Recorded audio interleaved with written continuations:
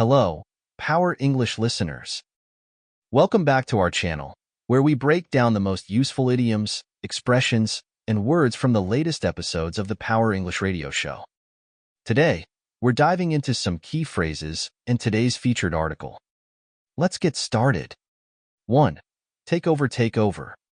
Meaning, to start doing something that someone else has stopped doing, to assume control or responsibility for something from someone else. This can apply in various contexts such as businesses, projects, duties, or roles. Examples. The larger company plans to take over the smaller one by the end of the year. When the CEO retired, her daughter took over the family business. After the team leader left the project, Sarah was asked to take it over. Can you take over my shift this afternoon? I have an appointment. 2. Mess up. Meaning, to make a mistake, spoil, or do something poorly, often resulting in confusion or disorder. Examples. I accidentally deleted the file and messed up the entire report. The sudden rainstorm messed up our plans for a picnic.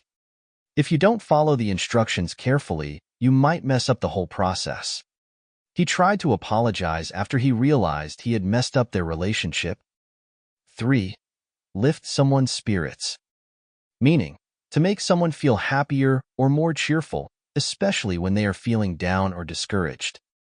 Examples. The surprise visit from her friends really lifted her spirits. After losing the game, the coach's encouraging speech lifted the team's spirits. Sending a heartfelt letter can lift someone's spirits more than you might expect. The cheerful music and decorations lifted everyone's spirits at the party. 4. Now imagine. Meaning, this phrase is used to prompt someone to visualize or think about a particular scenario or situation, often to emphasize a point or to help explain something in a vivid and relatable way. Examples. Now imagine you are walking on a beach at sunset, with the waves gently crashing at your feet. Now imagine how different things would be if you had taken that job offer last year. Now imagine what could happen if we all took small steps to reduce our carbon footprint. Now imagine you have a limited budget. How would you allocate the funds for this project? 5. Inner critic. Meaning, the term inner critic refers to an internal voice or thought pattern that judges, criticizes, or demeans an individual.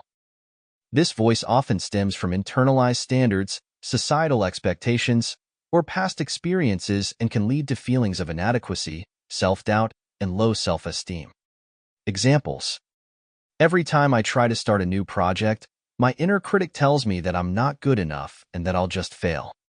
His inner critic pushed him to work tirelessly, aiming for perfection in everything he did, but it also left him feeling never quite satisfied. The constant negativity from his inner critic contributed to his anxiety and depression. 6. Self-compassion. Meaning, self-compassion is the practice of treating oneself with kindness, understanding, and empathy during times of failure, pain, or difficulty. It involves recognizing one's own suffering, being mindful of it, and offering oneself the same compassion and support that one would extend to a friend in a similar situation. Examples. Instead of berating herself for making a mistake, she practiced self-compassion and spoke to herself with kindness. Understanding that others also face similar challenges allowed him to be more self-compassionate and less critical of his own setbacks. His therapist encouraged him to practice self-compassion, which gradually improved his ability to handle stress and anxiety. Writing in a journal about her daily challenges and responding to them with self-compassion helped her develop a more positive self-image. 7. Mindfulness. Meaning, mindfulness is the practice of being fully present and engaged in the current moment, aware of your thoughts, feelings, and sensations without judgment. It involves paying attention to the present experience intentionally and with a sense of openness and curiosity. Today's article. Do you ever say mean things to yourself? We all make mistakes, but that's no reason to treat ourselves any differently than we would treat a friend who made the same mistake.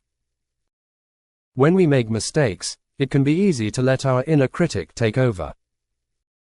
It's precisely during these times when we need to be not only strong but also kind, especially to ourselves.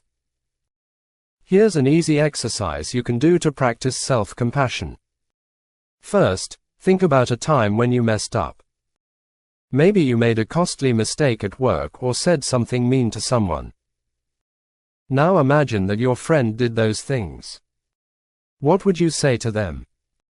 It would probably be something kind. Now, look in the mirror and say those things to yourself. If it lifted your spirits, you did it correctly. Thanks for tuning in. Don't forget to like, comment, and subscribe for more helpful explanations of English idioms, expressions, and words.